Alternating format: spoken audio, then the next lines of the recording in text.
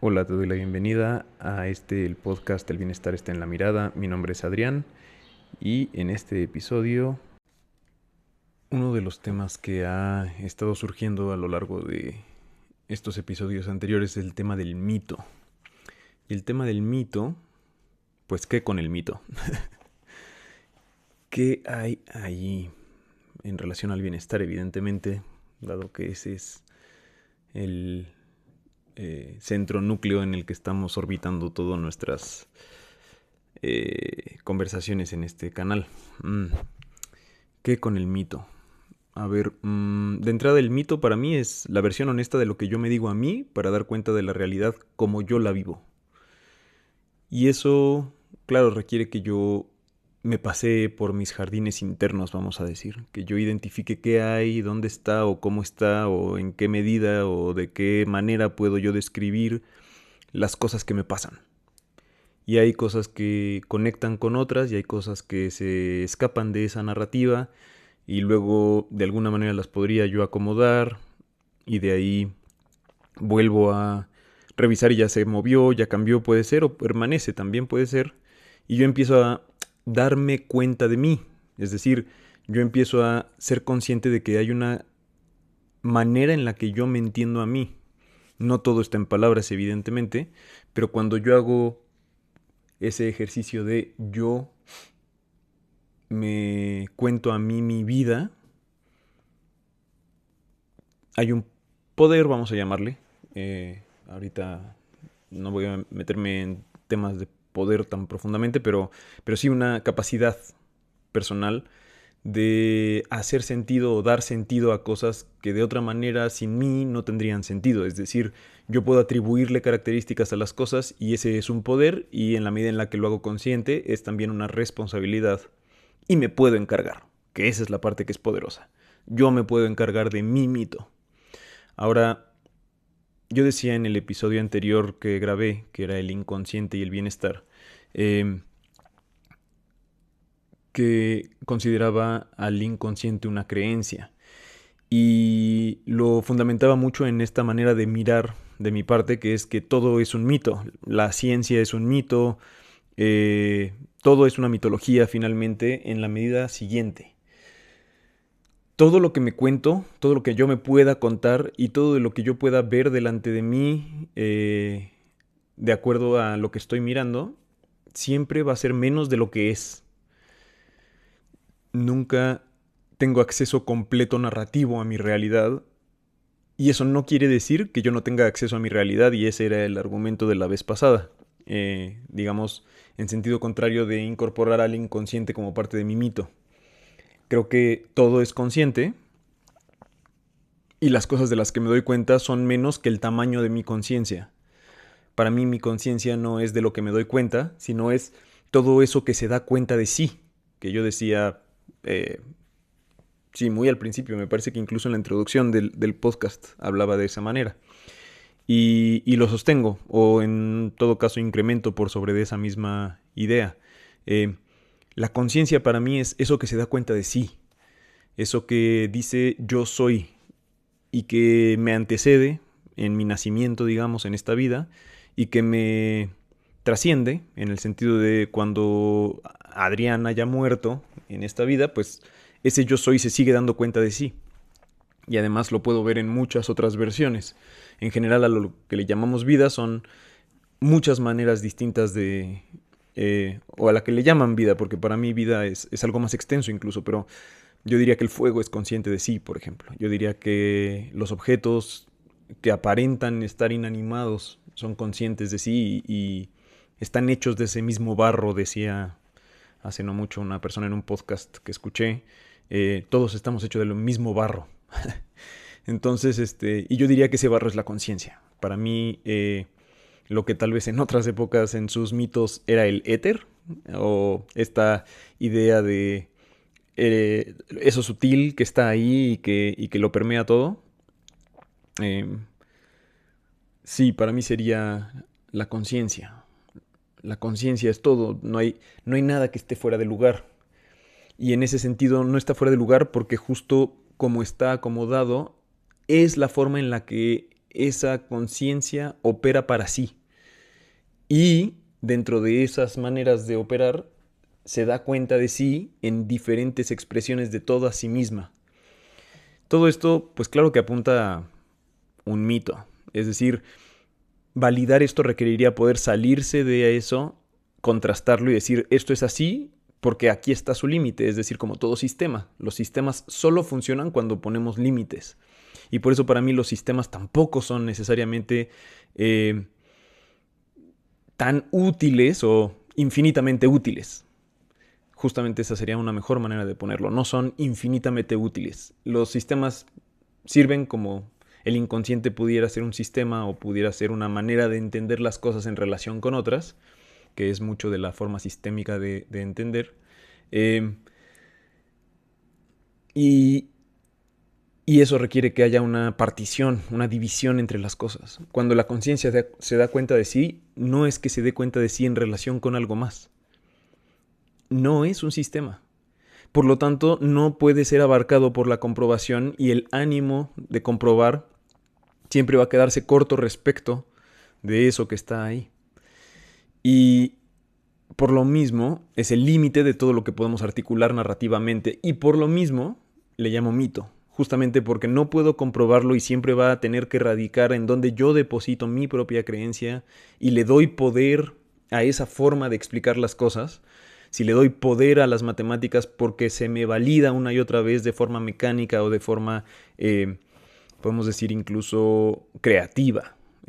Matemáticamente puedo crear música o puedo delegarle a la inteligencia artificial que cree una pieza a partir de todas las piezas que tiene en su archivo y de ahí genere algo nuevo, que es más o menos una operación que podría correlacionarse con cómo hacemos cada quien las cosas. Nadie se inventa nada de la nada. Todo mundo tenemos esa capacidad creativa y dentro de esa capacidad creativa, de donde tomamos es de nuestra vivencia, de todo lo que hemos experimentado, recombinado de formas novedosas. Y novedoso, pues también con el límite, no tan novedoso que no se refiera a absolutamente nada. Novedoso en relación con otras cosas. Entonces, siempre estamos creando sobre la recreación. Estamos creando una y otra vez con las cosas que ya existen y que existían antes de que existiéramos como un yo soy, que se articula en narrativo, que se articula en la forma en la que el ser humano se cuenta a sí mismo que es. El fuego se lo cuenta de manera distinta, las plantas se lo cuentan de manera distinta.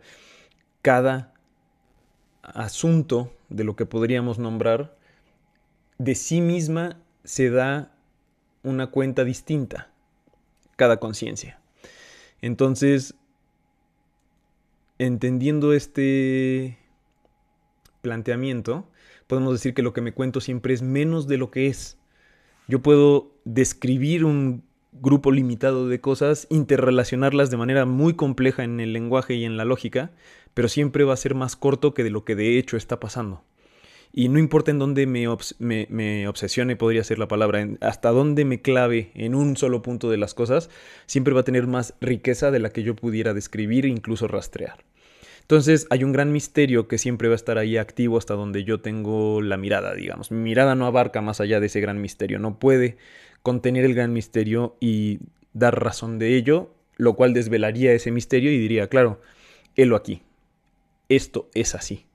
Y como no existe ese grado de certeza absoluto desde donde entiendo la epistemia, así como yo conozco y la forma en la que yo conozco, no me da para poder acceder a la cosa, a menos que no haga nada.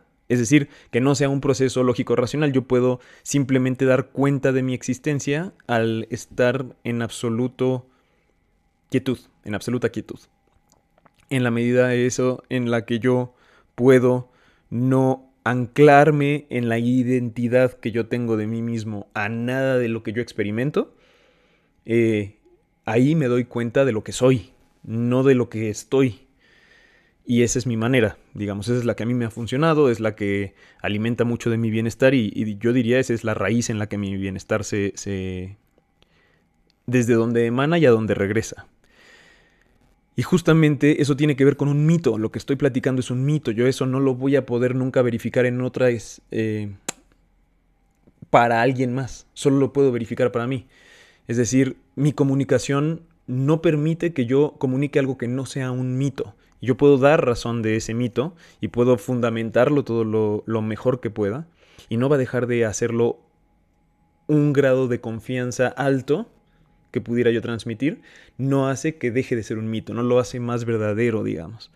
Y mientras yo no me esté traicionando a mí, en términos de lo que estoy describiendo y cómo lo estoy interrelacionando, ya sea que lo haga o no, porque hay muchas personas que también pueden no explicar nada, sino simplemente compartir eso que están viviendo de mil maneras, emocionalmente, artísticamente, profesionalmente, familiarmente, cualquier categoría que le quisiéramos ahí sumar a ese proceso de darse cuenta de sí, eh, siempre vamos a encontrar que la operación para el bienestar de cada quien está fundamentada en la descripción de la realidad que cada quien tiene para sí. Entonces, no necesariamente es algo que yo ya vi y revisé y di una buena cuenta de, sino puede ser algo que yo mismo no me he dicho a mí mismo porque no lo he revisado y no lo he indagado. Pero como decía más al principio de esta ocasión, eh, eso o poder verlo así para mí es poderoso. Es decir, yo poder darme cuenta que tengo el poder de atribuir o restar atribuciones a los diferentes elementos de mi vida, me permite agencia en donde en otras ocasiones lo que habría es, vamos a llamarle, eh, lo que en el episodio anterior yo le llamaba detener el aparato crítico o fe ideológica, que es que alguien más se encargue, que puede ser el destino, que puede ser una fuerza superior, que puede ser las circunstancialidades de la naturaleza, que puede ser la complejidad y la incertidumbre, no importa, pero siempre va a haber alguien a quien apuntarle el dedo y decirle tú, por ti, yo no puedo tal o yo no estoy logrando tal o esto deja de pasar o pasa más en mi vida. Y claro, también está en la base de muchas supersticiones y de muchas maneras, pero yo diría, nunca vamos a poder deshacernos de la superstición en tanto estemos vivos. Eh, Muertos, no sé. Si las supersticiones dejan de ser, no sería una manera en la que yo articularía. No, o sea, yo no diría eso, yo sé que estaría faltando a mi propia manera de ver y de experimentar el mundo si yo digo que muerto se completa el cuadro. Me parece que no. Me parece que la suma de vida y muerte hacen una totalidad que yo sé que existe, no la muerte como un objeto y la vida como un objeto, sino la muerte como esa experiencia de algo que cambia de manera profunda e innegociable e irreversible. Y yo tengo total capacidad de hacer que esa experiencia me signifique. Y también puedo simplemente vivirla sin yo meter las manos y no atribuirle ni darle ninguna otra característica que como se expresa en sí misma en todo momento. Es decir, que yo no le atribuya nada a la muerte no quiere decir que para mí deje de existir. Tendrá operatividad y podrá hacer efectos, pero puedo nombrarlos como puedo no nombrarlos, y al final eso no lo hace menos calidad de experiencia, solo la hace una experiencia distinta. ¿Qué quiere decir cuando tengo esa experiencia distinta para mí? Pues eso ya cada quien puede verificar en su propio fuero interno, en ese jardín que le decía yo. Y circunstancias, las más diversas que puedan aparecer en mi vida, de lo más sublime a lo más aburrido, y pasando por en medio ahí a las cosas que pueden ser extremadamente desagradables, aterrorizantes, que pudieran tener la característica de sabores muy intenso como lo sublime, pero que no es agradable. Eh, y yo del otro extremo más bien pongo justo lo que no me sabe a nada, como eso que ni me di cuenta, ni sé que existe, ni necesito darme cuenta, porque pues al final del día En ningún momento se presenta para mí la necesidad de nombrarlo, pero tampoco de reconocerlo, pero tampoco de abordarlo. Y eso va a haber cosas así en mi vida en donde yo simplemente no necesite hacerle nada. No pinta, digamos, dentro de mi perspectiva de agencia y de capacidad de hacer para mí la necesidad de hacer algo. Entonces, en ese sentido, quiero ir hacia dónde opera o cómo opera este asunto del mito. Si el mito es eso que yo me digo a mí honestamente para dar cuenta de la realidad como yo la vivo, y claro que está vivo y por supuesto que está transformándose y por supuesto que todo el tiempo está cambiando, pero no cambia tanto que sea completamente ajena a el devenir de los hechos para mí. Es decir, está totalmente relacionado con no solo cómo yo decido atribuirle cosas, sino también con cómo son las cosas según la mirada que yo he cultivado. Entonces todo el tiempo se retroalimenta con lo que yo llamaría mi realidad. Mi realidad es esa suma de esas cosas que pasan junto con esas cosas que yo puedo mirar, y siempre hay mucha más realidad que lo que puedo mirar en un momento dado, y por lo tanto siempre hay factor de cambio. Todo, en todo momento, apela a esta impermanencia desde la mirada. No importa para dónde voltee yo, lo que dejé de ver está cambiando y lo que estoy viendo está cambiando.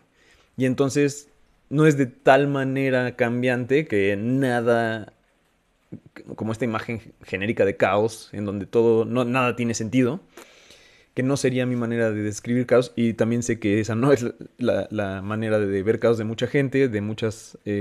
incluso en la parte de, por ejemplo, la teoría del caos no es que todo es un desorden, sino que todo es extremadamente susceptible de las condiciones exactas para que suceda, que lo vuelve operativa prácticamente incontrolable, impredecible, inabordable de manera completa. Entonces, pues esto me lleva directamente a la idea de perfección. Es decir, ¿el mito es imperfecto porque no puedo verlo todo? Yo diría no. Por lo menos al caso del bienestar, no, para nada.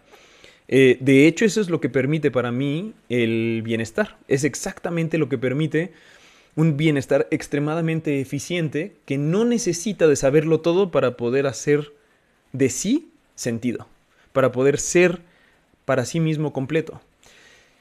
Y eso me lleva un poquito a esta idea de wabi-sabi, que no sé si se han cruzado con ese término, pero en general está muy asociado, por lo menos en mi experiencia y camino, con el asunto del té y con una fundamentación budista japonesa. Por lo menos la tengo muy ubicada en Japón, y wabi-sabi entiendo que está en japonés, digamos, esa palabra. O dos palabras, la verdad, no conozco mucho del japonés.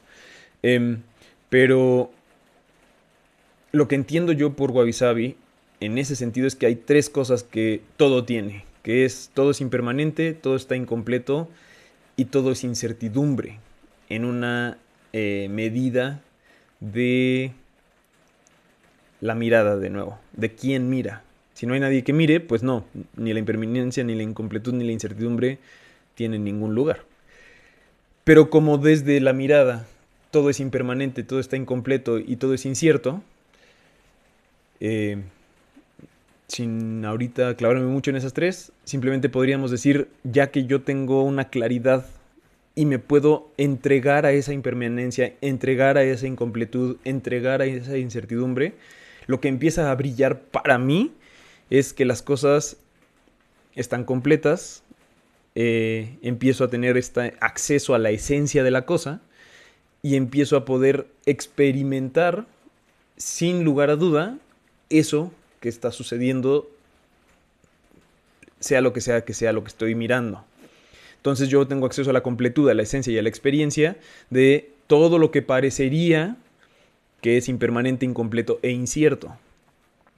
Si yo me pongo en contacto con eso, cada instancia de impermanencia me lleva a la esencia, cada instancia de incompletud me lleva a la completud, cada instancia de incertidumbre me lleva a la experiencia innegable. Y más allá de que no puedo explicar todo lo que sucede en un fenómeno cualquiera, no importa, eso no niega mi apreciación y de hecho todo lo contrario, habilita y profundiza en mi apreciación de eso que ese fenómeno que se está desenvolviendo a mi mirada. Y entonces la impermanencia, la incompletud y la incertidumbre, que suelen ser factores de angustia si los revisamos en alguna u otra medida de lo cotidiano. Si yo hago un plan y el plan no sale como yo me lo imaginaba, pero es que bueno, eso lo podemos llevar a niveles existencial, ¿no? Pero vital sí. Es decir, para mí, si lo llevamos a nivel de existencia, ya que incorporas todo lo que conoces, de repente se vuelve demasiado para un episodio de un podcast, puede ser. Pero, eh, pero a nivel vital sí, a nivel de yo hago mi plan hoy, tengo esto y esto y esto que hacer y me propuse esto y quería lograr esto y esta expectativa y tengo esta mirada sobre este objetivo para lograr. Y luego la impermanencia, la incompletud y la incertidumbre todo el tiempo me van a estar arrojando una retroalimentación. Como, pero y ya viste que no habías calculado esto y que además no lo vas a poder calcular. Pero mira, ya viste que esto que pensabas que es así, así era, pero ya cambió. Y entonces, pues ahora sigue cambiando. Y ahora que lo volviste a revisar y lo volviste a ver, volvió a cambiar. Y además, frente a esa incompletud e impermanencia, lo que después llega, pues es claro, esta sensación clara de incertidumbre.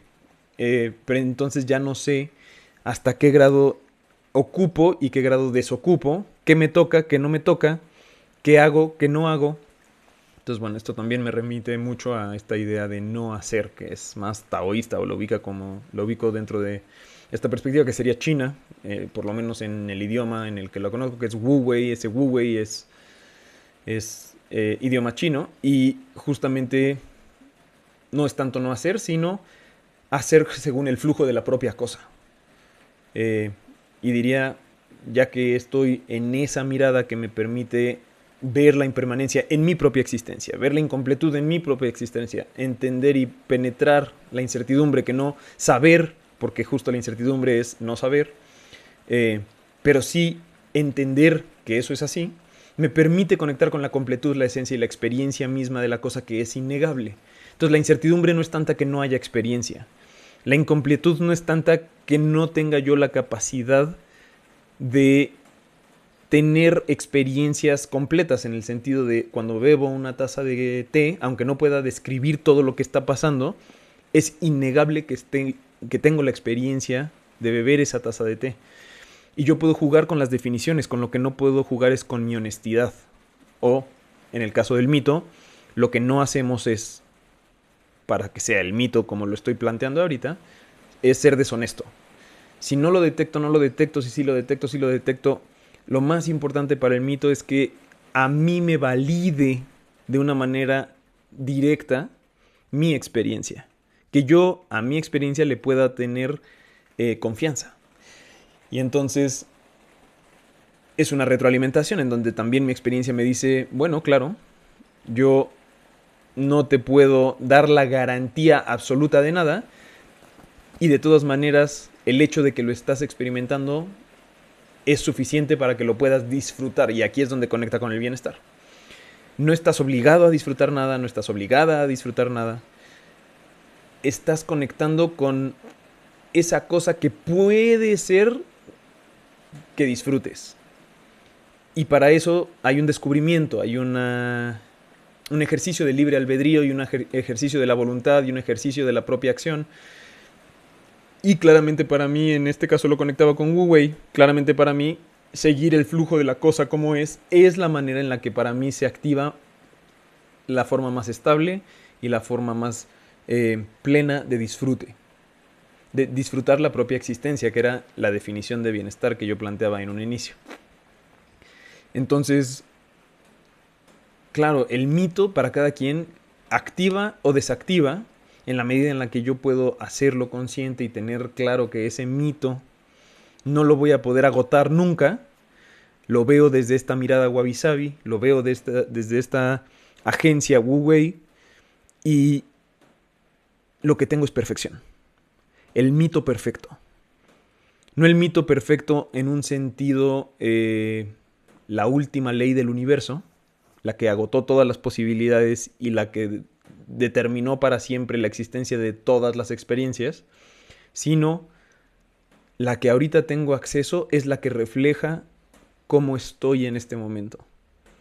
Y si yo tengo la capacidad de verlo, revisarlo y editarlo, en un sentido no unilateral, no quitar pedazos de mi vida y poner pedazos de mi vida o atribuciones a las cosas, sino abrirme al flujo de las cosas y ver qué atribuciones tienen por sí mismas, que requiere en sí mismo un dejar ir, que yo asocio mucho con el desapego, también más de corte budista, o lo asocio mucho con la propuesta que emana por lo menos de lo que yo conozco de budismo, que es este desapego.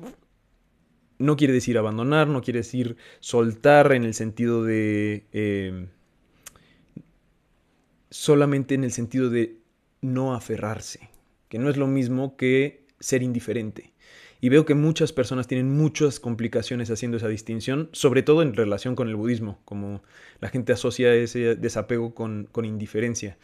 Para mí es un error verlo así, simplemente porque ha sido muy poderoso verlo de esta manera que estoy planteando, y por lo tanto para mí yo me perdería de una enorme herramienta para mi disfrute si empiezo a pensar que el desapego es indiferencia.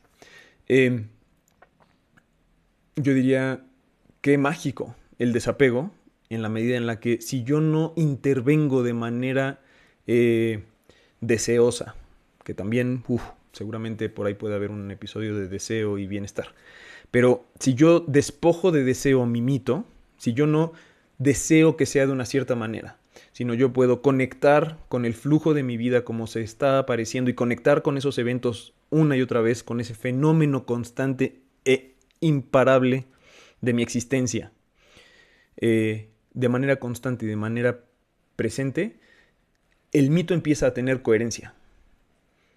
Y esa coherencia que yo puedo identificar a través de estoy en paz, y esa paz está integrada, yo decía también al principio en la introducción, el bienestar del que hablo acá es un bienestar que si no es pleno no es suficiente bienestar para mí, en el sentido pleno tanto de tiempo como de circunstancia, es decir,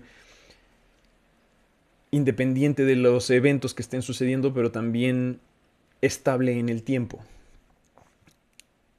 Y para que eso suceda, requiere de un punto. Ya hace poquito aprendí una palabra nueva. Cogente. Creo que es cogente la palabra. Por ahí se los puedo verificar para una futura ocasión. Pero que no es congruente ni coherente, sino en inglés es cogent. Pero no estoy seguro cómo se traduce al español.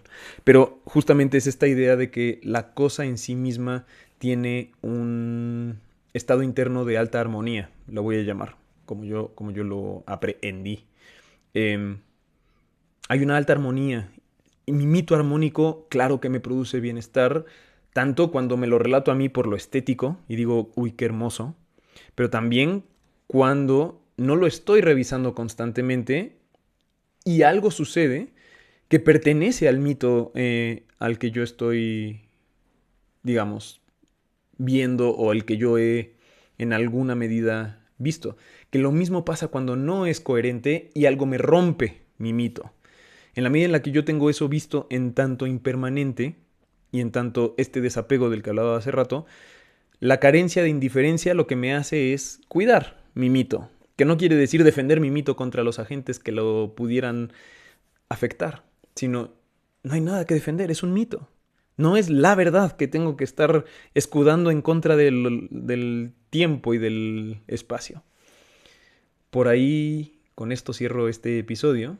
Claramente me quedé con cositas en el tintero, pero podemos seguirlo explorando en los episodios siguientes. Por lo pronto, cierro con un deseo de bienestar para ti, profundo, claro y accesible, directo, y hasta la próxima.